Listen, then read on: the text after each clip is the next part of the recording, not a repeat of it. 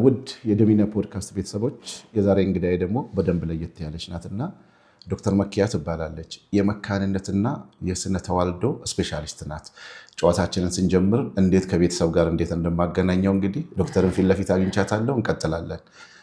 መካንነት ትዳርን ያፈርሳል ወይ? ዶክተር እንኳን ደህና መጣሽ። እንኳን ደህና ቆያችሁ። እሺ፣ አክብራችሁ ስለጠራችሁ እናመሰግናለን። መካንነት ትዳርን አንድ ከሚረብሹ ነገሮች አንዱ ነው። በባለትዳሮች መካከል መካንነት ብዙ ጊዜ ሲመጣ ምክንያቱም እኛ እንደ ሀበሻ ልጅ በጣም ትልቅ ቦታ ነው ያለው ትዳር ውስጥና ያንን ስታጣ ትዳሩ የተወሰነ መረበሽ ይጀምራል። እርስ በርስ መወቃቀስ ይጀምራል። የኔ ችግር ነው ያንተ ችግር ነው ይባባላል። እኛ ላይ ለምን ሆነ ማለት ይጀምራል እና ቀስ በቀስ ወደ ጭንቀት ወደ ስትረስ ይሄዳል እና መካንነት በጣም ከባድ ነገር ነው ለባለትዳሮች።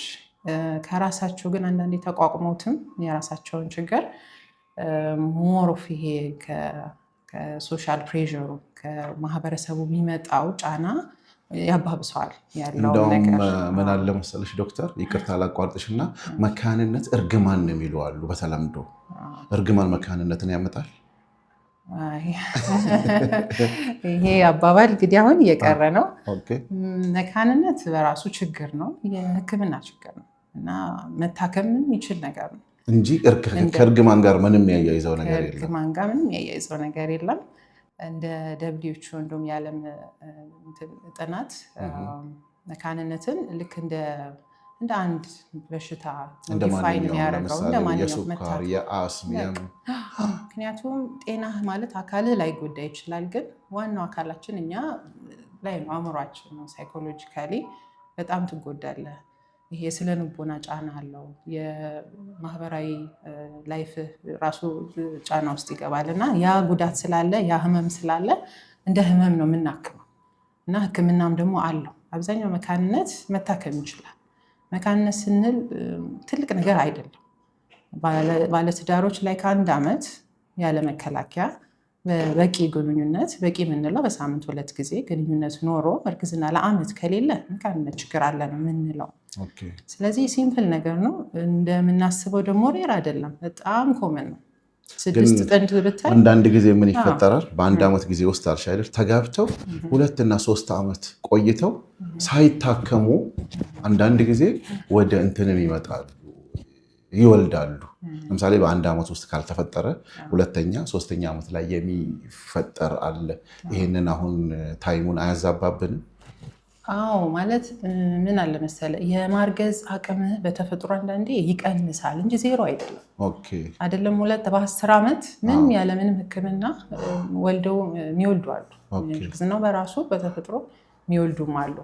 ይህ የሚያሳይ ወይ የዘር ጥራቱ የተወሰነ የቀነሰ ነው በተፈጥሮ ስላልታዩ እንዲህ ነው ማለት አትችልም። እንቁላልም በየወሩ ላይለቀቅ ይችላል፣ ፔሪዶም ቢኖር እና የሆነ ሰዓት ይሳካላቸው። ስለዚህ እነሱ አቅማቸው ተፈጥሯቸው ዝቅተኛ ነው እንጂ ዜሮ አይደለም። ስለዚህ የሆነ ሰዓት በራሱም ደግሞ ተፈጥሮ የሚያስተካክላቸው ነገሮች ይኖሩ ይችላሉ። ቀለል ያሉ ችግሮች እነሱ ሲስተካከሉለት በራሱ ተፈጥሮ ሊይዝ ይችላል። ለምሳሌ ሳያገቡ በፊት አንድ ሰው መውለድ እንደሚችልና እንደማይችል የሚያውቅበት እንትኖች አሉ ወይ? ከማግባት በፊት እኛ አሁን ቼክ የምናደርገው ኖርማሊ መውለድ ትችላለህ አትችልም የምንለው ቤዚክ ቴስቶች አሉ። 4 ናቸው። አንደኛው እንቁላሉን ነው የምታየው፣ ቁጥሩን ታያለህ። ጥራቱን ብዙ ጊዜ በእድሜ ነው የምትለካው፣ ጥራት መለኪያ የለውም። እና የወንድ ዘርም እንደዚሁ ቁጥሩን ታያለህ፣ ፐርሰንቱ ምን ያህል ነው፣ እንቁላል መስበር የሚችለው ፐርሰንት አለ እና ቅርጹ ኖርማል መሆኑን ታይለታለህ። ሁለቱን ካየህ በኋላ ደግሞ እንቁላልና ዘር የሚገናኘው የማህፀን ቱቦ የምንለው አለ። እዛ ውስጥ ነው ፅንስ የሚፈጠረው። ስለዚህ የማህፀን ቱቦ መዘጋት የሚባል ነገር በሕክምና ክፍት መሆን አለበት፣ ቢያንስ አንዱ መሆን አለበት። ከዛ ውጭ ደግሞ ፅንሱ ተፈጥሮ ቱቦ ውስጥ ማህፀን ላይ መምጣት አለበት። ማህፀን የመያዝ አቅም መኖር አለበት። ያንን ፅንስ ይዞ የሚያሳድገው ማህፀን ነው እና ማህፀን ላይ ያሉ ውስጡ ላይ ግድግዳው ላይ ይሄ ውስጥ ሽፋ የምንለው እሱ ላይ ችግር መኖር የለበትም። ስለዚህ እኚህ 4 ነገሮች እንቁላል፣ የወንድ ዘር ቱቦና የማህፀን ግድግዳ ጥሩ ሲሆኑ ነው እርግዝና ይቻላል ምንለው። ግን አንዳንዴ ምን አለ መሰለህ አራቱም ነገሮች ንጹህ ይሆናሉ፣ እርግዝናው ግን የለም። ይህም አይነት 20% እንደውም ችግሮች ይሄ ናቸው። ኤክስፕሌን አታረገው ማን ኤክስፕሌን ነው የሚባለው። ሁሉም ነገር ንጹህ ነው፣ ሁሉ ነገር ጥሩ ነው፣ ግን እርግዝናው የለም። ስለዚህ እነዚህ አይነትም ጥንዶች ሕክምና ግን ይፈልጋሉ። አሁን የዘመናዊ ሕክምና በተለይ ከዚህ የመካንነት ሕክምና ኢትዮጵያ ውስጥ ከመጣ ገና ትንሽ ጊዜ ነው። ከዚህ በፊት አይታወቅም። እንዳውም ሌላ ሀገር ሄደው ህንድ ሀገር ነው ብዙ ጊዜ የሚሄዱት። እዛ ሄደው እንደዚህ አይነት ነገር ተሰርተው ሲመጡ ማህበረሰቡ ምን ይላል? የሌላ ሰው ልጅ ነው ማህፀኗ ውስጥ ያደረጉላት፣ ከመጠራጠር የተነሳ እውቀቱ ስለሌላቸው ማለት ነው። እንደዚህ አሁን ግን በቅርብ ጊዜ ወዲህ የመካንነትና የስነ ተዋልዶ ሕክምና በጣም እየሰፋ መጣ። ስለዚህ ይሄ ነገር ችግር መሆን የለበትም። እኛ ግን ለምደናላ መሄድ አለምን። በተለይ ወንዶች መመርመር አይፈልጉ።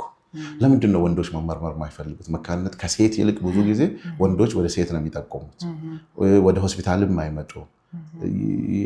ለምንድን ነው ወደዛ መምጣትን የማይፈልጉት?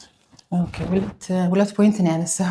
አንደኛው ያው ወንዶች ይሸሻሉ ነው እና በብዛት እኛም ባህላችን ነው ወንዶች መካን ናቸው ስትል ያው ግንኙነት ላይም ይሄ ወንድነታቸው ላይም ችግር ያለ ተብሎ ነው የሚታሰበው። ይህንን መለየት ያስፈልጋል። ግን ከግንኙነት ጋር ምንም ግንኙነት የለውም። ከወንድነታቸው ጋር ምንም ለማለት ያስቸግራል። በጣም ትንሽ ግንኙነት አለው። ምን አለ መሰለህ ኖርማሊ የወንድ ተፈጥሮ ላይ የዘር ፍሬው ላይ ሁለት አይነት ሴሎች አሉት። አንደኛው ሴል የስፐርምን ነው የሚያመርትልን፣ ማርገዝ ትችላለህ ምናምን የምንለው እሱን ቼክ አድርገን። አንደኛው ደግሞ የሚያመርተው ቴስቴስትሮን ሆርሞን፣ የወንድ ሆርሞን የምንለው ማለት ነው። ያ ሆርሞን ማኔጅ የሚያደርግልህ ይሄ ወንድነትህን፣ ያው ይሄ አቅመ አዳም ስትደርስ ድምፅ መጎርነዱ፣ የሴክሹዋል ኦርጋኖቹ ማደጋቸው የእሱ ኃይል ነው። ፕላስ ሴክሹዋሊ አክቲቭ የምትሆነው ከሱ ከቴስቶስትሮን ስላለ ነው። እና የሮሉ ይለያያል። ሴሎቹ የተለያዩ ናቸው፣ አንድ ቦታ ነው ያሉት እንጂ ሮላቸው የተለያየ ነው። ስለዚህ አንዱ ብቻውን አፌክትድ ሊሆን ይችላል። ይሄ አሁን ቴስቶስትሮን ፕሮዲስ የሚያደርገው ሴል እሱ አፌክትድ ከሆነ ወንድነት ሁላ ሊጠፋ ይችላል። ዜሮ ከሆነ ድምፅ ቀጭን ይሆናል፣ ይሄ ፀጉሮች፣ ፂሞች አይኖሩም፣ እንደዛ አፌክትድ ይሆናል። ያም አንዳንዴ ምንድነው የስፐርም ፕሮዳክሽንም ይቀንስብሃል እንደዚህ አይነት ችግሮች ካሉ። ግን ይሄ ቴስቶስትሮኑ ኖርማል ሆነህ ግን ይሄ ስፐርም ፕሮዳክሽን ፕሮዲስ የምታደርገው ሴል እሷ ብቻ አፌክት ልትሆን ትችላለች። በብዛት የምናገኘው እሱ ነው። ስለዚህ ከግንኙነት ጋር ብዙ ጊዜ አይገናኝም ማለት ሁለቱ የተለያዩ ናቸው። ስራቸውም የተለያየ ነው። ባዮሎጂካል አክቲቪቲያቸውም የተለያየ ነው። ስለዚህ እሱን እንትን ማለት የለባቸውም፣ እንዳያምታቱ ኮንፊውዝ ያደርጋሉ ብዙ ጊዜ። ስለዚህ ሲመጡ ጀስት የስፐርም ሴል ነው ቼክ የምናደርግላቸው። ላቦራቶሪ ውስጥ በስነስርዓት ይቆጠራል። ሳምፕል ናሙና ይሰጣሉ፣ ቼክ ይደረጋል። 15 ሚሊዮን ነው መሆን ያለበት በአንድ ግንኙነት የሚወጣው። ከዛ ውስጥ ደግሞ 40% አክቲቭ መሆን አለበት። እንቁላል የሚሰብር ነው፣ ወደፊት የሚጓዝ መሆን አለበት። እና ያንን ካሟላ ከዛ ውስጥ ደግሞ ቅርጻቸው የተለያዩ ናቸው እና ኖርማል ቅርጽ ያለው 4% ካለን ይሄ በቂ ነው ነው የምንለው። ስለዚህ ሲምፕል ቴስት ነው እንጂ እነዚህ ነገሮች ከሌሉ ግን ይታከማል። አሁን ይሄ የስፐርም ሴል ከሌለው አንዳንዴ ዜሮ ምንም ላታገኝ ትችላለህ። አንዳንዴ ደግሞ ከ15 ሚሊዮን ይቀንሳል። 10 ሚሊዮን 1 ሚሊዮን ናም ታገኛለህ። እንደ ደረጃው ነው የምታከመው። ብዙ ጊዜ ከ5 ሚሊዮን በታች ሲሆን ያው የግድ ቴክኖሎጂውን አይቪኤፍ ይፈልጋል። ምክንያቱም ያ ቁጥር አይቪኤፍ ስንል ያው ኢንቪትሮ ፈርቲላይዜሽን ነው። ያ ማለት እንቁላል ከሴቷ ትወስድና የወንድ ዘር ከወንዱ ትወስዳለህ። ላቦራቶሪ ውስጥ ነው የምታዋህዳቸው የምታዳቅለው። ጽንስ ከሆነልህ በኋላ ላቦራቶሪ ውስጥ ያድጋል።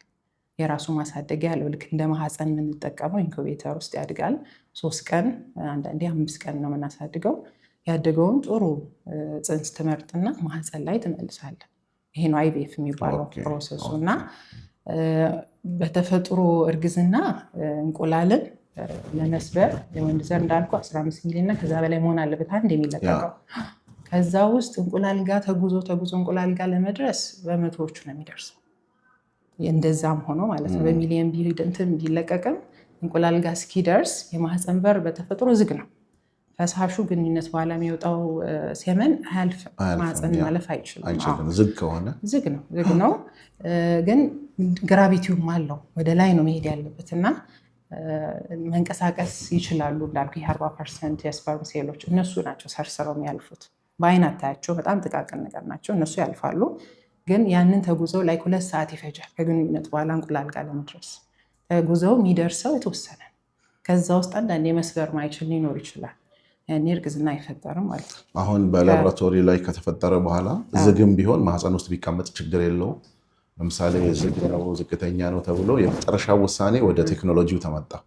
3 ወይም 5 ቀን ተወሰደና ተቀመጠ። ከተቀመጠ በኋላም በተፈጥሮ ኖርማሊ ከሚደረገው ጋር ችግር አይፈጠርበትም ጽንሱ ላይ ወይም ልጁ ላይ እንበል? አዎ ይሄ ራሱ የብዙ ሰው ኮንሰርን ነው። የአይቪኤፍ የሚወለዱ ልጆች እና በተፈጥሮ የሚወለዱ ልጆች ይለያያሉ ብሎ ሰው ያስባል። ግን ከራሳቸው ዘር እስከወሰድክ ድረስ የራሳቸውን ጂን ይዞ ነው የሚሆነው። አይቪኤፍ ቴክኖሎጂውን ስለተጠቀምክ የሚቀየረው ነገር የለም። ችግርም ካለ ያው የራሱ የእንቁላሉ ጥራት የዘሩ ጥራት ነው የሚሆኑ እንጂ አይቪኤፍ አይደለም ችግሩ። ስለዚህ አይቪኤፍ ያለውን ነገር ነው የሚያዳቅለው እንጂ የተለየ የሚያመጣው መንገድ ይሆናል። ቱቦ ከተዘጋ የቱቦ ስራ ነው የምትሰራው እዛ ጋር። ወይ ዘሩ የወንድ ዘር መድረስ ካልቻለ ታደርሰዋለህ ራስህ እንጂ የምትቀይረው ነገር የለም። ትንሽ እንዳልኩ ከተፈጥሮ ትንሽ ወጣ ይላል። ያው ተፈጥሯዊ ነገር አይደለም ደረጃ ራሱ ግር ይላል። እና ማንኛውም ጽንስ ሲፈጠር የአፈጣጠር ጉድለት የሚያዝ እድሉ 3-4% ነው። አሁን 100 ሴት ሲያረግዝ 3 ወይ 4 ሴት ላይ የሆነ ጉድለት ይይዛል ያጽንስ። ይሄ ጀነራል ፖፑሌሽን ላይ ያለው ቁጥር ነው። አይቪኤፍ ደግሞ አይቪኤፎቹን ብቻ ስናይ ያ ፐርሰንት 4-5%። ስለዚህ ልዩነት ብዙም ልዩነት የለውም። ኦልሞስት 1% ነው ልዩነት። ለምሳሌ እናቲቱ በዛ በኩል አርግዛ እንደ ማንኛውም እርግዝና ማግለሽለሹ ኤቭሪቲንግ እርግዝናው ክትትሉ ልጆቹ ከተወለዱ በኋላ የኤጁኬሽን እንትናቸው ሌብላ ሁሉ ነገር አንድ ነው፣ ምንም አይቀየርም። ስለዚህ ይሄን ነገር ቢጠቀሙ ከእድሜ ጋር እናንሳው ይሄን ነገር ዶክተር። በጣም ወሳኝነት። ምክንያቱም ለምንድን ነው ሰዎች ለምሳሌ እድሜያቸው ከሄዱ በኋላ ቴክኖሎጂ ማዋለድ ይችላል የሚሉ ሰዎችም አሉ። የወር አበባ ከቆመ በኋላ አይቪኤፍ ልሞክር ይሉሃል። እና አይቪኤፍ በአጠቃላይ እንዳልኩ ነው 2 አይነት ነው። አንደኛው በራስህ ነው የምትጠቀመው። አሁን እኛ ሀገር ላይ የምንሰራው እሱ ብቻ ነው። ከሌላ ሰው ወይ ከልገሳ ወስደህ መስራት አትችልም። ሌጋልም አይደለም። እሱን ስለሰሙ ነው። ማለት የራስህ ዘር ካልሆነ ውስጥ የሚሰማው ስሜት እንግዲህ የወር አበባ መቆም የለበትም። ከመቆሙ በፊት ነው ይሄ ነገር መስራት የሚችለው። የወር አበባ የቆመ ሴቶች ይህን እድል ቢሞክሩ ሬር ነው። ብዙ ጊዜ እንቁላል አይኖርም ነው የቆመበት ምክንያት ሪሊ ማወቅ አለብን። አንዳንዴ ያለ እድሜም ስለሚቆም ምክንያት አለው። የግድ እንቁላል ስላለቀ ብቻ አይደለም የሚቆመው፣ መታየት አለባቸው። ሪሊ እንቁላል አለ ወይስ የለም ነው ዋናው ጥያቄ። ነገር ግን አንዳንድ ጽሁፎች ደግሞ የወር አበባ መምጣቱ ብቻውን ራሱ ዋስትና አይደለም። ልክ ነው። አንዳንዴ የወር አበባ መጣ ማርገዝ ይችላለው የሚለው አብዛኛው ሴንስ የሚያደርጉት እሱን ነው። ግን የወር አበባ መምጣት ብቻ ዋስትና አይሰጥም። ከዚህ ጋር በተያያዘ የምታነሺው ነገር አለ? የወር አበባ መምጣት ብቻ እንዳልከው ነው፣ ዋስትና አይሰጥህም። የወር አበባ ኖርማሊ ራሱ ኖርማል የምትለው ሬንጆች አሉት። አብዛኛው ሰው በየወሩ ስለመጣ ብቻ ኖርማል ሊልህ ይችላል። ያ ብቻ አይደለም፣ ሬንጅ አለው። ከ21 ቀን እስከ 35 ቀን ውስጥ ከመጣ ያ ኖርማል ነው። የግድ 28 መሆን የለበትም። 28 ቀን ሰው በጣም 15% ብቻ ነው፣ በጣም ጥቂት ነው። ያንን ካሟላ በኋላ ደግሞ የሚፈሰው ቀን ራሱ በጣም ወሳኝነት አለው። ከ2 እስከ 8 ቀን ነው ኖርማል ምንለው። 1 ቀን ብቻ ፈሶ ከቆመ ኖርማል አይደለም። ከ8 ቀን በላይም ከፈሰሰ ኖርማል አይደለም። ከዛ ደግሞ መጠኑንም እንደዛው መጠኑ ራሱ ከ10 እስከ 80 የሚል ነው። አሁን አትለካውም። ይሄ እንደዚህ ብለህ አትለካ፣ ግን ያው አንድ ሙሉ ፓድ 10 የሚል ነው ብለህ ነው የምትቆጥረው። እና ያው ሰው ብዙ ሞልቶ ስለማይቀየር አያውቀውም። ግን ሪሊ ማገናኘት ትችላለህ። ከ8 ፓድ ሙሉ የሞላ ከዛ በላይ የሚቀየር ሰው ትክክል አይደለም፣ በስቷል፣ መታየት ይፈልጋል። ከአንድም ፓድ በታች ከሆነም ትክክል አይደለም። የማህፀን ውስጥ ያሉ ጠባሳዎች እንዳይፈስ የሚያደርጉ ነገሮች አሉ። ያም መቃነትና እርግዝና ሊከለክል ይችላል። ለዚህ ይህንንም አብሮ ቢያውቁት ጥሩ ነው።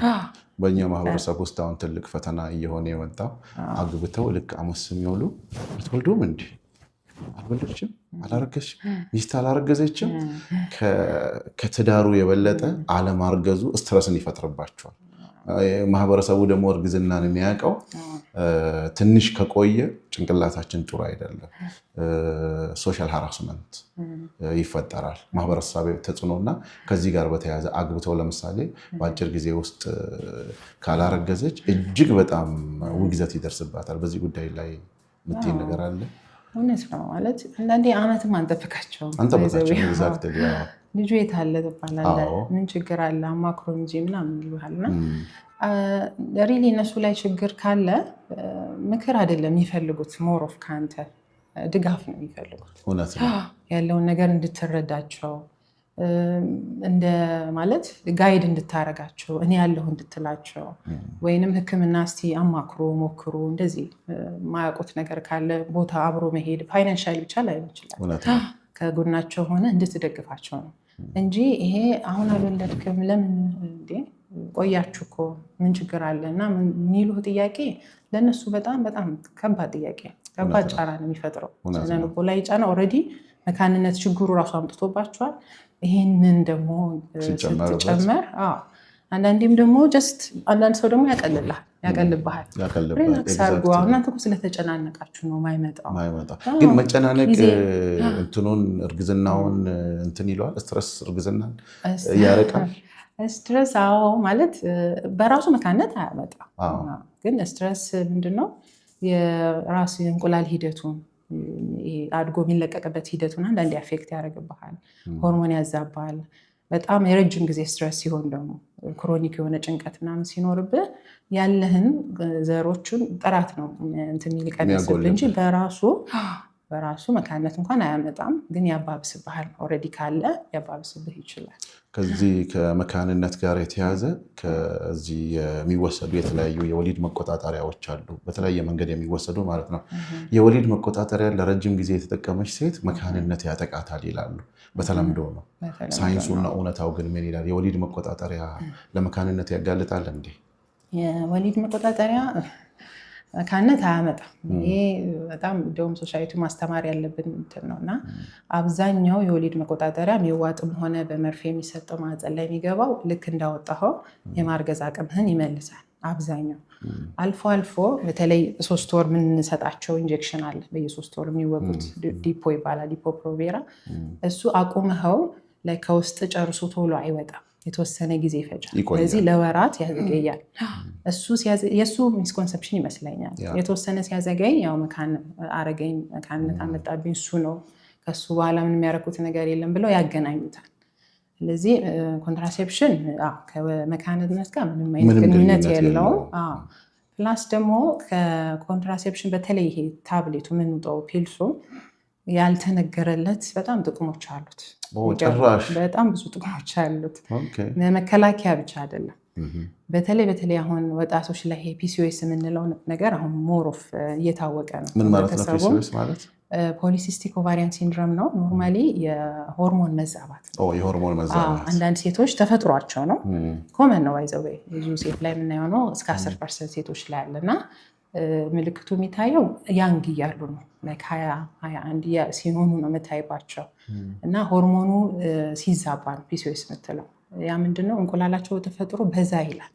እኛ የምንፈልገው ቁጥር አለ፣ ከዛ ይበዛል፣ ይቆጠራል። ይሄ የእንቁላል ማኩረቻ የሚባለው ኦቫሪ የምንለው ክፍል ኖርማሊ 2 ነው ያለን። አንዱ ላይ እስከ 15 ቢኖር ነው የምንፈልገው፣ ከ8 እስከ 15 እና እነሱ ላይ ከ20 በላይ ነው የምታገኘው። 20-30 ምናምን ታገኛለህ። ትርፍ ነው እና እንቁላሉ ሲበዛ ምንድነው እንቁላል በባህሪው ምንድነው ሆርሞን ያመነጫል። የሴት ሆርሞን ያመነጫል፣ የወንድም ያመነጫል። መጠኑ ትንሽ ነው እንጂ ይሄ ግን ሲበዛ እንቁላሉ ሲበዙ ምንድነው የወንዱ ሆርሞን አብሮ ይበዛል። ያን አንፈልገው። የሴቱ ቢበዛ ኦኬ ሴት ነን። የወንዱ ግን አብሮ ሲበዛ ያ ነው አሁን ችግሩን የሚያመጣው፣ ሆርሞን ኢምባላንስ የሚያመጣው እና አብዛኛው ሰው ላይ የምታየው ምልክት የወር አበባቸው ይዛባል። እንቁላል በየወሩ አይለቀቅም። ብዙ ስለሆኑ ሁሉም ግር ይላል። አንድ መንጥቆ የሚዘጋጅ ይጠፋል። ይሄ ነው አንዱ ችግር እርግዝና። ስለዚህ ከዛ ከሚዋጣው ጋር ያስተካክለዋል ማለት ነው። በየወሩ ያደርግላቸዋል። ፒልስ ስንወስድ ለጊዜው ይሄ ኦቫሪ የምንለውን ስራ ለጊዜው እንዳይሰራ ነው የምታደርገው በዛ ጊዜ ውስጥ እና በየወሩ ያደርገዋል ፔሪዮዱ። ፕላስ ይሄ የወንዱን ሆርሞን ይቀንስልሃል። እንደዛ ሲሆን ሆርሞን ኢምባላንሱ የተወሰነ ለምትወጣው የሱን ይቀንሳል ማለት ነው። የራስ ውስጥ ፒልሱን የምትወስደው ሴቷ ናት። ስለ ሴቷ ነው የምናወራው። ሴቷ ናት የምትወስደው። የወንዱን እንዴት ነው የሚቀንሰው ነው? የወንዱን ሆርሞን ነው ያልኩህ። የሴቷ እንቁላል ራሱ የሚገባውን ሆርሞን አንድሮጅን ያመርታል ውስጥ። እኛ አለን አንድሮጅን ቴስቶስትሮን አለ፣ ሴቶችን ግን መጠኑ በጣም ትንሽ ነው። ፒሲኦኤስ ሲኖር ግን መጠኑ ይበዛል። እንቁላሎቹ ሲበዙ ምርቱ ሲበዛ ይሄ ቴስቶስትሮን ይበዛል የሴቶች እና ፂም ምናምን ሁላ ታያለህ። እኛ ሀገር እንደውም አልተለመደም። ፂም ያላቸው ሴቶች አሉ የሚላጩ የሆነ ቦታ አግኝቻለሁ። ፂም ደረታቸው ላይ ፀጉር፣ ጀርባቸው ላይ እንደ ወንዶች አይነት ቦልድም ይሆኑ አሉ። መሀል ላይ ፀጉራቸው እንደኔ ማለት ነው። ያንተ ፊት ነው መሀል ደግነቱ አይታይም። እና እነዚህን ያክምልሃል። አሁን ፒልስ ዋና መጀመሪያ ትሪትመንት ለፒሲኦኤስ በተለይ ፀጉር ከበዛ ይሄ ተበላሽ እንትኑ ለሱ ነው የምናስተካክለው። የወር አበባን በሌላ ምክንያት ራሱ ቢዛባብህ በፒልስ ነው የምናስተካክለው። ሌላው ደግሞ ይሄ የካንሰር ሪስኮቹን በጣም ይቀንሳል። በተለይ ይሄ የኦቫሪ እንቁላል ካንሰሮች፣ የኢንዶሜትሪ የምንለው ይሄ ማህፀን የውስጡ ግድግዳ ልጅ የሚቀመጥበት ያልኩ ይሄ የእሱን ካንሰር ሪስክ በጣም ከ50% በላይ ይቀንሳል። የጡት ሊጨምር ይችላል። የጡት ካንሰር የተወሰነ ሊጨምር ይችላል። ግን እንትኑ ካለህ ነው። የጡት ካንሰር ብዙ ጊዜ በዘር የሚሄድ አለ እና እንደዚህ አይነት ሰዎች ላይ የመጨመር ትንሽ ሪስክ አለው። ግን በፐርሰንት ስታስቀምጠው በጣም ትንሽ ነው። እሱ ጥቅሙ ነው የሚበዛው እንጂ ጉዳት። ስለዚህ እነዚህ መቆጣጠሪያዎች አግባቡ ለሚጠቀሙት ይጠቅማል እንጂ ጉዳት የለውም። ወደ መካንነትም ያስጠጋ ነገር የለውም። ሌላ ያልጠቀስኩት ራሱ ብዙ ጥቅሞች አሉት። ኢቨን የፔሪድ ህመም ላላቸው ራሱ ፒልስ ሲወስዱ በጣም ይቀንሳል። ለህመምም ይጠቅማል። ይሄ ፔሪድ ህመም አለ አይደል? ቁጥራዊ ነው። እሱንም በጣም ፒልስ መቀነስ ይቻላል። ሆርሞን አይዛባ። ሌላው ደግሞ በጣም የሚገርመው ምንድን ነው ከዚህ ከመካንነት ጋር የተያዘ ሞሮ ፎከሱ ይሄ ትዳርንም ቤተሰብንም አስተሳሰብንም በጣም ማለት ቀላል ነገር አይደለም። ግን በቀላሉ አንቺ ስትነግረኝ እንደ ማንኛውም በሽታ ይታከማል ነው። ለምሳሌ ይሄ የፅንስ መጨናገፍ በተደጋጋሚ አንዳንድ ሰው ፅንስ አይቀመጥለትም 2 3 4 ይሆንና ከዛ በኋላ መውለድ አቃተኝ። የፅንስ መጨናገፉ መካንነትን ያመጣል ወይ? አንዳንዴ የፅንስ መጨናገፍ እንግዲህ ታስቦበትም ሊሆን ይችላል። ሁለት አይነት ታስቦበት የሚያጨናግፉ እና በራሱ ይወርዳል እና ታስቦበት ሲሆንም በጣም የራሱ የሆነ ጉዳት አለው። በተለይ በወረደ ቁጥር ማህፀን በተጠረገ ቁጥር ውስጡ ጠባሳ እየሰራ ነው የሚሄደው። የመጠባበቅ ነገር ይመጣል። ወደፊት ልጅ የሚያዝ አቅሙን በጣም ይቀንሳል። በተለይ ሲደጋገም በጣም ችግር አለው እና በመካንነት ራሱ ችግር የሚመጡ ሰዎች ታሪካቸውን ሲነግሩ በብዛት እንዲህ በራሳቸው 2 3 እንዳስወረዱ ይነግሩሃል። ከሱ ተያይዞ የሚመጣ ጠባሳዎችም ታያለህ እና እንዲያጋጥሙሃል። ለዚህ ብዙ አይመከር። መከላከያዎች ስላሉ ተደጋጋሚ ውርጃ በተለይ ማህፀን መነካካቱን ብዙ አንመክረው። ሌላው በራሱ ሲወርድ ደግሞ ብዙ ምክንያቶች አሉት። ከ10 በላይ ሊስቶች አሉና እሱን ያው ምርመራ ስታደርግ ነው የምታውቀው። ግን እንደዛም ቴስት አድርጋቸው 50% ችግሩ አይታወቅም። ኢዲዮፓቲክ ነው። ለምን እንደሚወርድ አታውቀውም። ለምን እንደሚወርድ አይታወቅም። ግን መካንነትን እሱ ያመጣል። ያው መካንነት ስትል ያው ልጅ ማጣት ነው ዞሮ አይደለ? የማርገዝ ችግር የለባቸውም። እነዚህ ውርጃ ያስቸገራቸው ብዙ ጊዜ የማርገዝ ላይ ችግር የለም። ይረገዛል፣ ልጁ የተወሰነ ያድጋል። የመርጋቱና የመቀጠሉ ነው እና የመጀመሪያ 3 ወር ሲወርድ ከዛ ከ4 ወር በኋላ ሲወርድ ራሱ ምክንያቱ ይለያያል። የመጀመሪያ 3 ወር ውርጃ አንዴ ሲወርድ ብዙ ጊዜ ችግር የለው። አንዴ ማንም ሰው ሊያጋጥማል። እንደውም ልጁ ትክክል ስላልሆነ ነው ተፈጥሮ እያገዛ ነው። አንዴ ሲሆን እንደውም ጥሩ ነው። 2 እና ከዛ በላይ ሲደጋገምብህ ግን እንዳልኩ ቴስቶች አሉ። ለምን እንደሚወርድ የደም ችግሮች አሉ። ኢሚኖሎጂክ የምንለው ራሱ የዘር ግንድ ዲኤንኤ ችግር ካለው የፅንሱ ራሱ ማህፀኑ ራሱ ማያዝ ካልቻለ ውስጡ ሽፋኑ ላይ የጎረበጡ ነገሮች እባጮች ካሉ ማህፀን በሩ ካልያዘ ሚላላም ከሆነ ይለቅብሃል። እና እነዛ ምክንያቶች ቼክ ማድረግ ያስፈልጋል።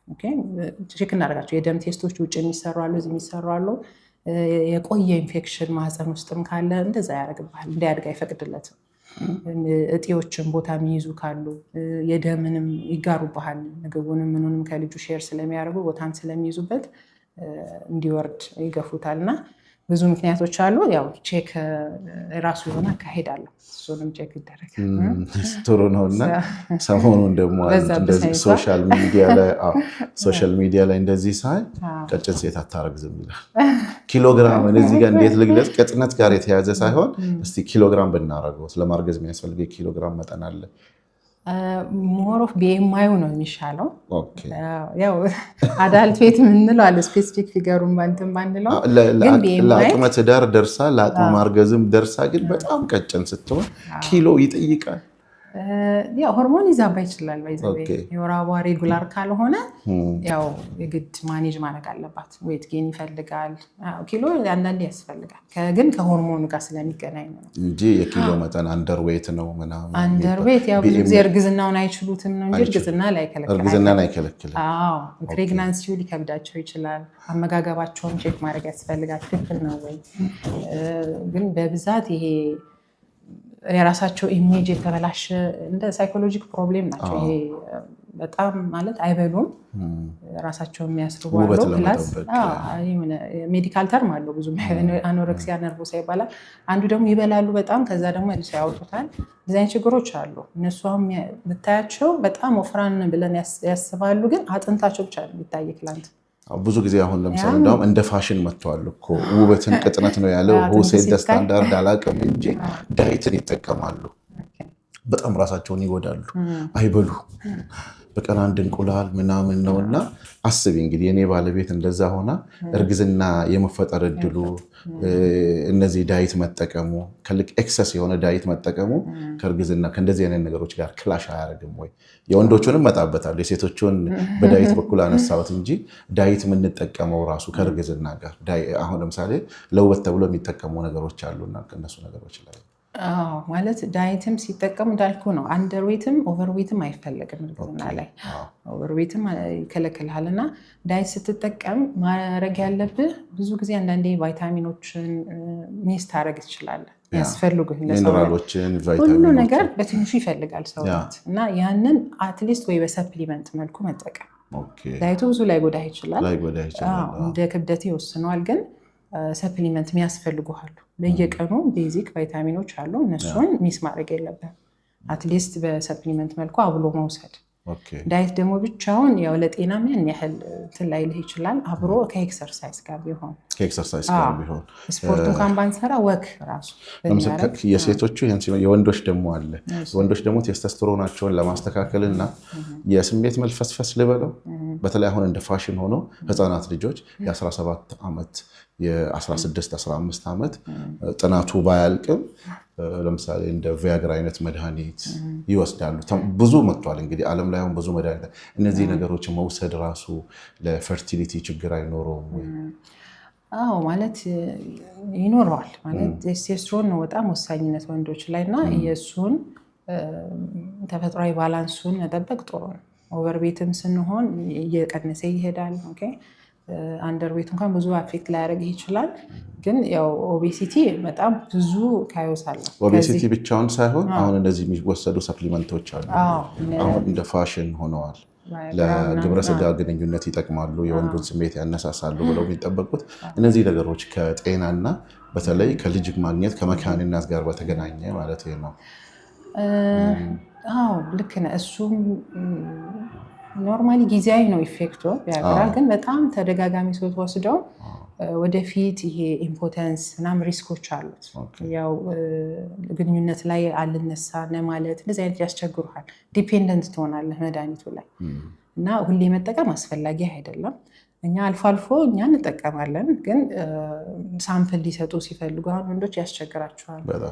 ከግንኙነት በኋላ የሚወጣውን ፈሳሽ ነው እንግዲህ ብንወስደው እና ለእነሱ አንዳንዴ እንጠቀማለን አስፈላጊ ሲሆን ብቻ። ተደጋጋሚ መጠቀም ግን ጥሩ አይደለም። ሌላው ደግሞ ቴስቶስትሮን የሚወስዱ ወንዶች አሉ። በተለይ ስፖርት እንደዚህ ዌይት የሚያነሱ ምናምን ፕሮቲን አለ፣ የቴስቶስትሮን አለ፣ በጣም መስል ቢውልድ ያደርጋል። ስፖርት ቤት አሁን እናያለን። እኛ ራሱ ይቀርብልናል እንግዲህ ውስጣችን ስለሚፈራ ነው እንጂ የፕሮቲን አለ፣ የቴስቶስትሮን አለ፣ ብዙ ነገሮች ለጡንቻ ተብሎ የሚወሰዱ አሉ። ቴስቶስትሮን በጣም ደንጀረስ ነው። በጣም ማለት ቴስቶስትሮን ወሰክ ማለት በሰውነት ውስጥ በቂ ቴስቶስትሮን አለ። ስለዚህ ይሄ የስፐርም ፕሮዳክሽኑ በጣም ነው አፌክት የሚያደርገው። እንደ እንትን መቁጠር ትችላለህ። ላይክ እንደ ሴቶች ኮንትራሴፕሽን ሲጠቀሙ አይወልዱም። በቃ ወንዶችም የወንዶች ኮንትራሴፕሽን በቃ እንደዛ ማሳጠር ትችላለህ። እሱን የወስድ ሰው ለመውለድ በጣም ነው የሚቸገረው። ስፐርም ፕሮዳክሽን ራሱ አይኖረውም ያኔ። ምስልን ግን በደንብ ቢውልድ ያደርጋል፣ ምንም ጥያቄ የለውም። ስለዚህ ወንዶች ብዙ ጊዜ እንዳውም ምንድነው ቴስቶስትሮን እንዲጨምር ሊፍት አንሳ መውሰድ ሳይሆን በተፈጥሮ የምታመጣው አለ፣ በዌይት የምታመጣው አለ። ግን ቴስቶስትሮንን መዋጥ ግን መጨረሻ ወደዛ ወደ ተባለው ነገር ሊያጋልጥ ይችላል። ስለዚህ ባይውጡ ነው የሚመከረው። ቡስት ማድረግ ኦኬ፣ ቡስት ማድረግ ምንም ችግር የለውም። ግን ስቲል ሌቭሉ ማየት አለብህ። ኖርማል ሌቭል አለው። ከዛ ሌቭል ሲበልጥ እንትን ነው ይሄ ኔጌቲቭ ፊድባክ የምንለው ነገር አለ። ሆርሞን በቂ ሰውነትህ አለ፣ ሰውነት ውስጥ ያ ሆርሞን ስላለ እና እሱ ሲኖር ደግሞ ሲበዛ ቴስቶስትሮን ይሄ ስፐርም ፕሮዳክሽኑን አጌንስት ነው የሚሰራው። ያኛው ፕሮዳክሽን እየቀነሰብህ ነው የሚሄደው። ቴስቶስትሮን በጨመረ ቁጥር ስፐርም ፕሮዳክሽን ይቀንሳል። በቃ ያ ወደ ላይ ይሄ ወደ ታች ነው የሚሄዱት። እና ሌቭሉ ይወስነዋል። ቡስተሮች አሉ እኮ ቢሆንም ግን ምን ያህል ቡስት ያደርጉልሃል ነው። ኤግዛክትሊ። አሁን የቴስቶስትሮን ቡስተሮች በአይነት አለ ዓለም ላይ። እያንዳንዱ ስፖርት ቤት ወይም ሊፍት የሚያነሳ ሰው ጋር አለ፣ በታብሌት የሚወሰድ ይሄ በሼክ ነገር ተደርጎ hundreds of ሰፕሊመንቶች አሉና እነዚህም የራሳቸው የሆነ እንትን አላቸው። ይሄ በጣም በጥንቃቄ ልንጠቀመው ጥሩ ነው። ግን ዳይሬክት ቴስቶስትሮን መውሰድ እንዳልኩ የወንዶች ኮንትራሴፕሽን ብየዋለሁ፣ የወንዶች መከላከያ። ስለዚህ ወንዶች መውለድ ካልፈለጉ ቴስቶስትሮኑን ቀጥታ ይውሰዱት ማለት ነው። ኦኬ። ብዙ ጊዜ ግን አሁን እዚህ ሕክምና ውስጥ እንዳለች አንዲት ወጣት ሐኪም የሚገጥምሽ የማህበረሰቡ፣ ምክንያቱም እኛ ባህል አለ በጣም የሚያስቸግረን። ለምሳሌ ሌላ ዓለም ላይ ስትሄድ አለመውለድ መቻልን እንደተለየ ኢሹ አድርገው ያወስዱት። ሲፈልጉ አዳፕትም ያደርጋሉ፣ ሲፈልጉ ደግሞ አሁን የተባሉ ቴክኖሎጂዎችን ይጠቀማሉ። ቴክኖሎጂዎቹን መጠቀም ራሱ ኃጢአት ነው ብለው ወይም ሐራም ነው ብለው የሚያስቡ ማህበረሰብ ነው ያለውና ሲመጡ ይሄን እንዴት ነው የምታስታርቁት? በጣም እየተዋደዱ መፍትሄ ማግኘት በሚችል ጉዳይ ላይ ግን መፍትሄ ሳይገኝ ይቀርና ያ ትዳር ይበተናል። እውነትን እንደ አማራጮች ያሉትን ሁሉንም ነው ዲስከስ ማድረግላቸው ማለት ሰው አመለካከቱ ይለያያል። ጥሩነቱ እኛ ሀገር በህግም ተገድቧል። ላይክ ቴክኖሎጂን ብትጠቀም ከሸሪያው አይወጣብህም። ያው የራስህን ዘር ነው የምትጠቀመው። ከራሳቸው ዘር ከሌለ አንዳንዴ አሁን የወንዶችንም ዘር ታጣለ፣ ፈሳሹ ላይ ዜሮ ይሆናል። ከዛ ስታጣ ከራሱ ከቴስቲሱ ነው የምትወስደው። ከዘር ፍሬው ላይ በሰርጀሪ ይወሰዳል። ከዛም ወስደ ግን የሚጠፋበት ሁኔታ አለ ማይኖርበት። እና እንደሱ አይነት አሁን ጥንዶችን ያለው ኦፕሽን ምንም እኛ ጋር እንዳልኩ አዶፕሽን ልጅ ማሳደግ ነው። ውጭ ላይ እንዳለ ትነግራለህ፣ መራጩ እንዳለ ትነግራለህ። እኛ ጋር ግን በዚህ ሌቭል እንትን አይልም፣ አንሰራም፣ ከልገሳ ምንም ሌጋል አይደለም ነው የምትለው።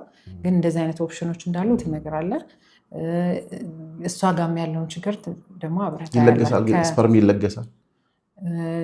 እኛ ጋር ምንም በዓለም ላይ ይለገሳል። የማን ልጅ ነው የሚባለው? የለጋሹ እኮ ነው። እንቁላልም ስትወስድ የማን ልጅ ነው? ግን የሚያሳድገው ሌላ። ስለዚህ እንደ ከአዶፕሽን እኔ ብዙ አለየውም ልገሳውን እና ኧረ ይለያል። ማህፀን ውስጥ ተቀምጦ አንደኛ ሐራም አይሆንም፣ ምክንያቱም ከትዳር ውጭ ግንኙነት እንደማድረግ አይቆጠርም። እሱ ነገር ማህፀን ውስጥ አይደለም፣ እዛ ውስጥ አይደለም የሚቀመጠው። ሁለቱ ሰዎች ኒካህ አላቸው።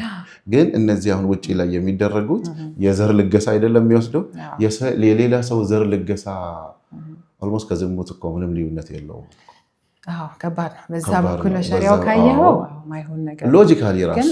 አንዳንድ ሰው ደግሞ ምን ያስባል መሰለህ፣ ማለት ያው ከኛ ሃይማኖት ውጭም ታካሚዎች ስላሉ እነሱ ምንድነው ውስጤ ሲያድግ ፊል አደርጋለሁ ነው የራሴነት ይሰማኛል። ውጭ ላይ ሲወለድና በአንቺ ውስጥ የጽኒን ፈቻ የማህፀን ኪራይ የሚባለው ማለት ያው ለሷ እንደዛ ቆጠረው እንዳከራየች ነው የሚቆጥረው። ምክንያቱም የሌላ ሰው ዘር ስለሆነ ምናልባት ያው የባለቤቴንም ልጅ በወልድ ይሻላል የሚሉ ካሉ አሁን የሷ እንቁላል ከሌለ እንቁላል ልገሳ አድርገህ የከባል ዘር ጋር ታዋህድና ጽንሱን የእሷ የእናትየው ማህፀን ላይ ታደርጋለህ። እንደዛ ሲሆን ትንሽ የኛው ፋሚሊ ያው ልጁም ሲወለድ አትሊስት አባት ይመስላል በሚለው ይሄ ያው ውስጥህን ማታለል ነው ሞሮፍ ግን እንግዲህ እንዳስተሳሰብ ይለያል። በጣም ጥሩ። ሌላ ደግሞ ከዚህ ከመካንነት ጋር የተያዘ ወንዶች እንትን ሲያበዙ ሳውና ስቲም ሙቀት ብዙ ጊዜ ስፖርት እንሰራለን። ስፖርት ስንጨርስ ሻወር እንወስድና ሳውና ስቲም እንገባለን። ሳውና ስቲም በመግባታችን የዘር ፍሬዎች አቀማመጡ ወጣ ያለ ነው እና የዘር ፍሬዎች ላይ ችግር ይፈጥራል። እነዚህ ነገሮች ወደዛ ይወስዳሉ እንዴ? አዎ ማለት ሙቀት አይፈልግም በተፈጥሮ የዘር ፍሬ። ኢንቫይሮንመንቱ ውስጡ ሲለካ ኖርማሊ ከሰውነታችን ይቀንሳል። 34-35 ዲግሪ ሴንቲግሬድ ነው። ሰውነታችን 37 ነው አቨሬጅ። ስለዚህ በ4 በ3 ዲግሪ ይቀንሳል እና በተፈጥሮ ወደ ውጭ የወጣው ይሄን ፍለጋ ቅዝቃዜ ተፈልጎ ነው እና ሙቀት ስናበዛበት ለረጅም ሰዓት መቀመጥ ራሱ ኢፌክት አለው። ላፕቶፕ በተለይ ላያችን ላይ ያስቀምጠን ጭን ላይ ያስቀምጠው የሚጠቀሙ በጣም አይመከርም። እሱ ሙቀት በጣም እንትን የሚለው ሙቀት ሀገር የሚኖሩ ሰዎችም እንደዚሁ ሾፌሮች ላይ እና በተለይ ይሄ ሳውና እና ስቲም ደግሞ በጣም ያበዙ አሉ። የሚያዘወትሩ ጂም ይገባሉ ሳውና በቃ ሁሌ ሩቲን የሚያደርጉት ያ ጥሩ አይደለም። በጊዜ ሂደት በጣም ሊጎዳ ይችላል። ኢፌክቱ ብዙ ጊዜ ያው የተጠቀምከው ሳለ ነው። ስትተወው ሊመለስ ይችላል። ግን ረጅም ጊዜ ያ ሙቀት ከበዛበት በጣም አፌክት ያደርግብሃል። ስለዚህ በአግባቡ ተጠቀሙት። ሳውና ስቲም ተጠቀሙ ፋሽን። ምክንያቱም ሁላችንም ጂም ነው የምንውለው። ጂም ስንሰራ ግን ሻወር ስትወስድ አንዴ እስቲ ትንሽ ቃጠል ብዬ ልውጣ ብለህ በተደጋጋሚ ይደረጋል። ጂም ራሱ የሰራ እኮ ጠበብ ያለ የውስጥ ሱሪ ብዙ አይመከርም። እሱ ራሱ ያን ያህል ኢፌክቱ በቃ ሙቀት መቀነስ አለበት በተቻለ። ለምሳሌ እሺ ከቅድመ መከላከሉ ጋር ካነሳሽ ወንድ ልጅ ምን አይነት ለምሳሌ ጠበብ ያሉ አንደርዌሮችን ግልገል ሱሪ ነው የሚባለው ከስር የሚለበሱት ፓንቶች፣ ስለዚህ እነሱ ነገሮች ጠበብ ማለት የለባቸው። ምን አይነት ምግብ መውሰድ አለባቸው? አሁን ወደ መከላከሉ እንምጣ። ሀሳቦቹ ላይ ተረድተናል። አሁን ምንድነው ማድረግ ያለባቸው? የወንዶቹን ከዛ ወደ ሴቶቹ እንሄዳለን። ለምሳሌ ጠበብ ያለ ሱሪ፣ ሙቀት መከላከል፣ የምግብ አይነቶች ውስጥ ወይም የስፖርት አይነቶች ውስጥ የስፖርት አይነት ግን እንዳልኩ ብዙ ችግር የለውም። ኤክሰርሳይዝ ግን በጣም አይሞቃቸው፣ ብዙ ሰዓት አይቀመጡ ነው። በየ2 ሰዓቱ ያው መናፈስ እንደዚህ ቢኖር ጥሩ ነው። ከዛ ውጭ ያው ክብደታቸው ሜንቴን ያርጉ። ክብደታቸውን መቆጣጠር አለባቸው። ከልክ ያለፈ ክብደትን መቀነስ። ምግብስ? ምግብ ላይ ብዙ እንትን የለኝም። ተመጣጠነ ምግብ እኛ ሀበሻ የምንበላው ብዙም የበዛ ነገር የለውም። ያነሰ ቢሆን ነው እንጂ እና ሰፕሊመንቶችን ብንወስድ ጥሩ ነው። አንዳንዴ የሚያነቃቁ ነገሮች አሉ። አሁን በተለይ ኦልሬዲ ቴስትድ ሆነው ትንሽ አፌክትድ ነው ከተባሉ ቫይታሚኖች አሉ።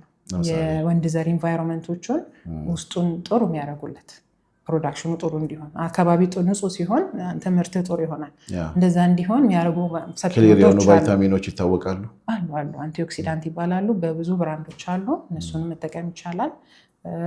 ቫይታሚን ዲ በጣም ከዘር ጥራት ጋር በጣም ግንኙነት አለው። ይዘቤ በተለይ ከእንቁላል ጥራት ቫይታሚን ዲ ለወንድ ለሴት ለወንድ አይሚን ለእንቁላል ለሴቶች አምታታኸኝ እኮ ቫይታሚን ዲ ለሴቶች እንቁላል ሞሮፍ አንቲኦክሲዳንቱ ለወንዶች አንቲኦክሲዳንት ለሴትም ለወንድ ነው አሉ። ብዙ ሰፕሊመንቶች አሉ። ሰፕሊመንቶቹን መጠቀም ደግሞ ይረዳቸዋል ማለት ነው። ይረዳቸዋል በተለይ ችግር ትንሽ ከተገኘባቸው በኋላ ኖርማል ከሆኑ ኖርማል ላይፋቸውን ላይፍ ስታይልህን ሄልዚ ማድረግ ጤናማ አኗኗር መኖር። ለምሳሌ አንድ ባልና ሚስት ከተጋባ በኋላ ለምሳሌ የግብረ ስጋ ግንኙነት ኖርማል ነው የሚባለው በሳምንት ስንት ቀን ቢያደርግ? ምክንያቱም ከመካንነት ጋር ስለተነሳ እነዚህ ነገሮች ወሳኝነት አላቸውና በሳምንት ስንት ቀን ማድረግ አለባቸው? አቨሬጅ ኖርማል የሚባለው በሳይንሱ ከ2 እስከ 3 ነው የሚለው። በሳምንት ከ2 እስከ 3 ቀን ማለት ነው። ስለዚህ 2 ራሱ በቂ ነው። ቅድም ዲፋይን ሳደርግልኝ ኢንፈርቲሊቲን 2 በሳምንት ግንኙነት መኖር አለበት መጀመሪያ እምቢ ያለን ከማለታቸው በፊት ማለት ነው። እና ዓመቱ ሙሉ መሞከር አለባቸው። ምክንያቱም በአንድ ወር ማውለድ የሚችል ጥንድ ራሱ በአንድ ወር የመሳካት እድሉ 20% ብቻ ነው። 80% አይይዝም። ስለዚህ በዚህ ወር እንዴት እምቢ ያለኝ ማለት የለብንም። 2 ወር ስትጨምር እየጨመረ ይሄዳል። በ6 ወር ያ 20% ወደ 60% ይሄዳል። 6 ወር ሞክረህ ቀናቶቹ ያው ይሄ ዊንዶ ኦፍ ፈርቲላይዜሽን እንለዋለንና ያንን ፈርታይል ዊንዶውን ብዙ ሰው ያውቀዋል።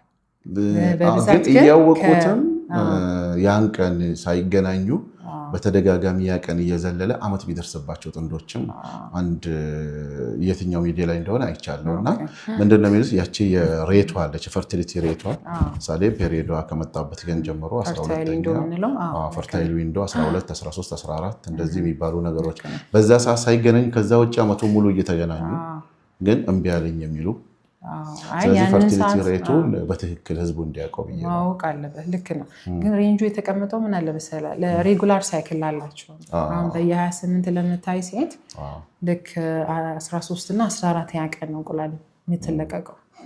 እንቁላል ከተለቀቀች ላይፏ 24 ሰዓት ብቻ ነው። ከዛ በላይ መኖር አትችልም። የወንድ ዘር ግን ከግንኙነት በኋላ ላይክ 5 ቀን መቆየት ይችላል።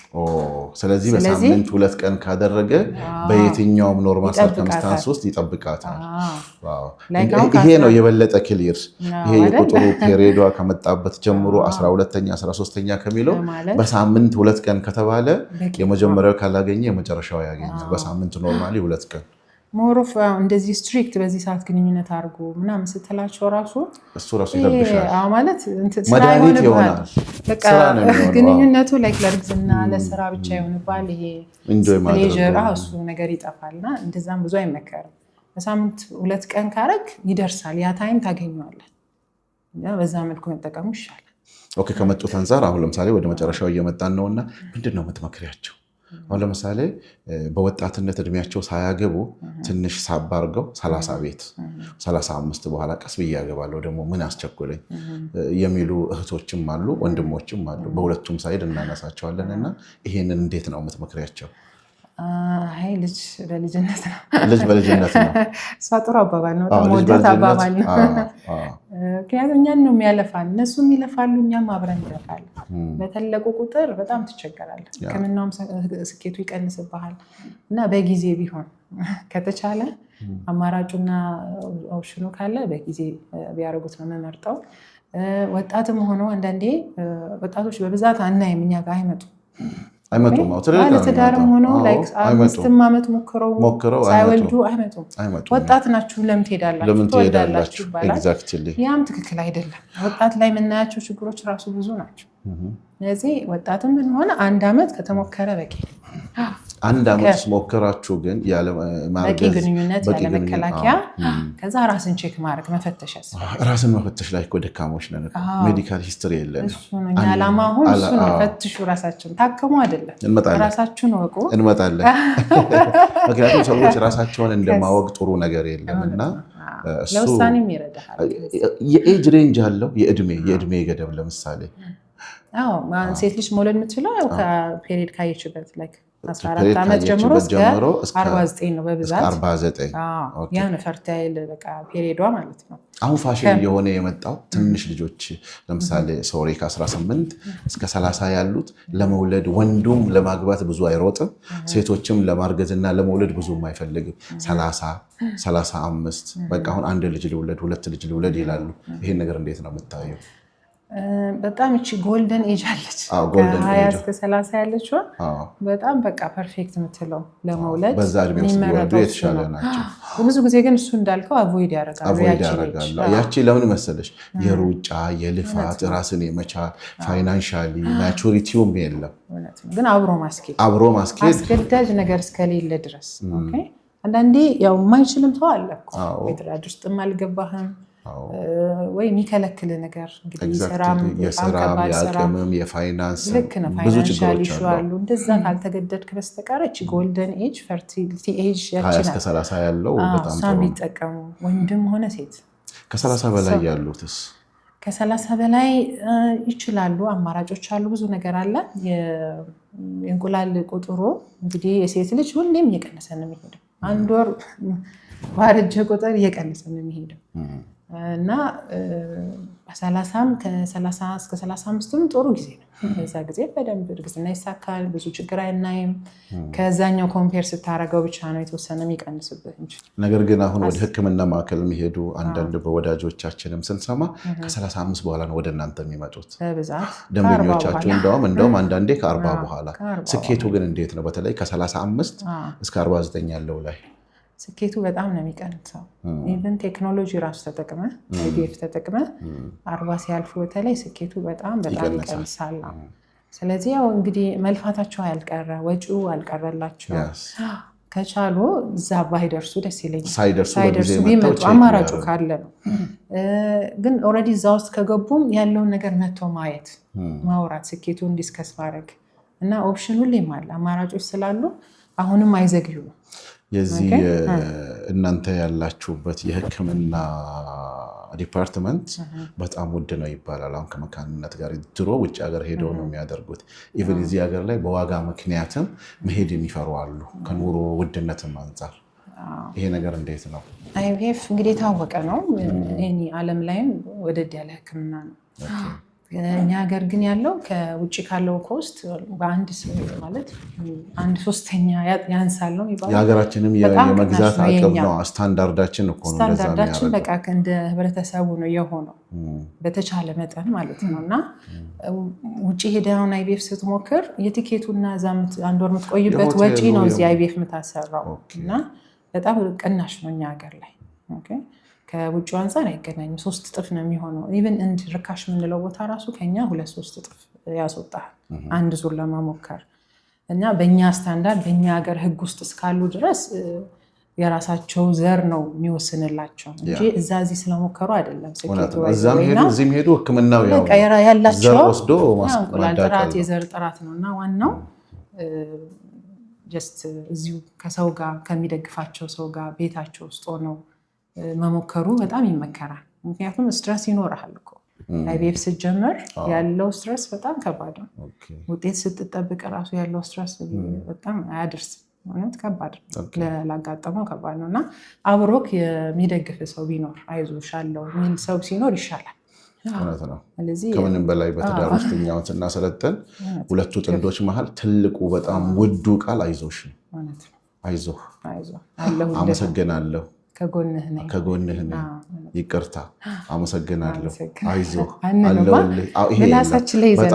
በተለይ ትዳር ውስጥ ሲገባ ሰዎች ወደ ውድድር ዓለም ይገባሉ እና ዶክተርን እንግዲህ መቼም እኔ ጋር መተሽ ከሪሌሽንሺፕ ጋር የተያዘ አንድ የምጠይቀው ጥያቄ አለ።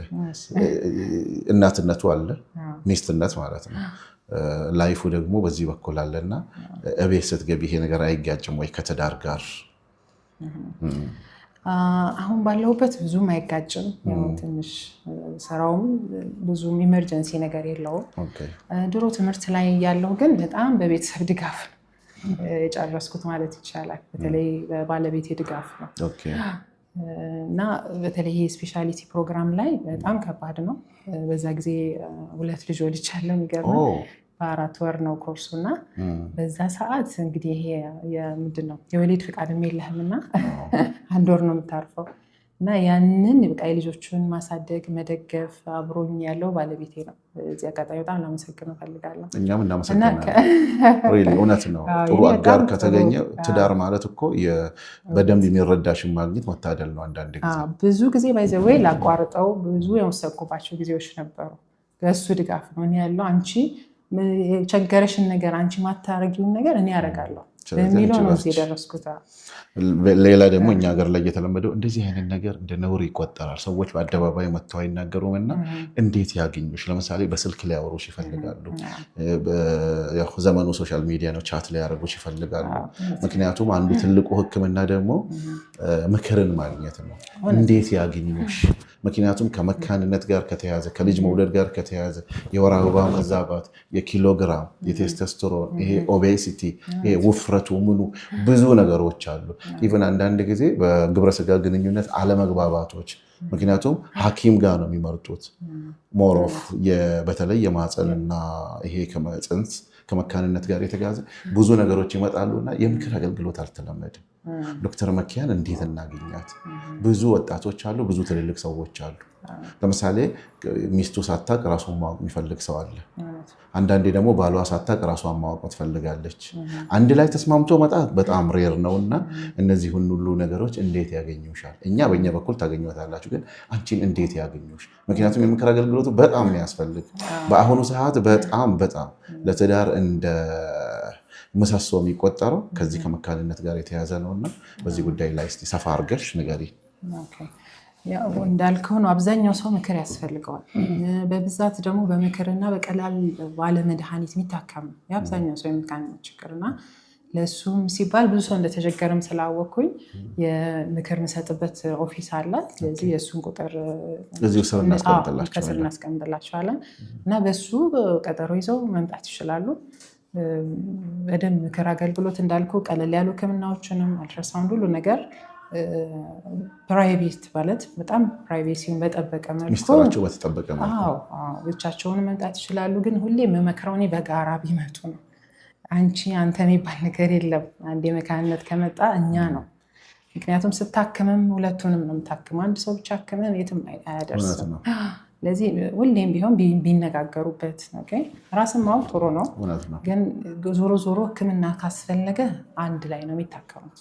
ሲመጡም አንድ ላይ ቢመጡ ነው የምመርጠው።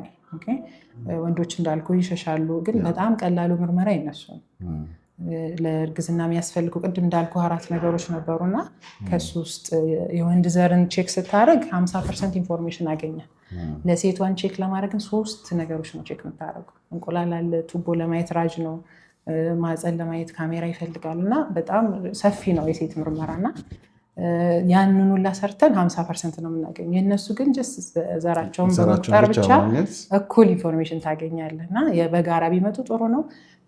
ግን ለየብቻም ኮንሰልቴሽን እንሰጣለን። የምክር አገልግሎት፣ ሕክምናም የሚያስፈልጋቸው መድኃኒቶች፣ ቅድም ያነሳኋቸው አንቲኦክሲዳንቶችም አጋዥ ቫይታሚኖችም አሉ።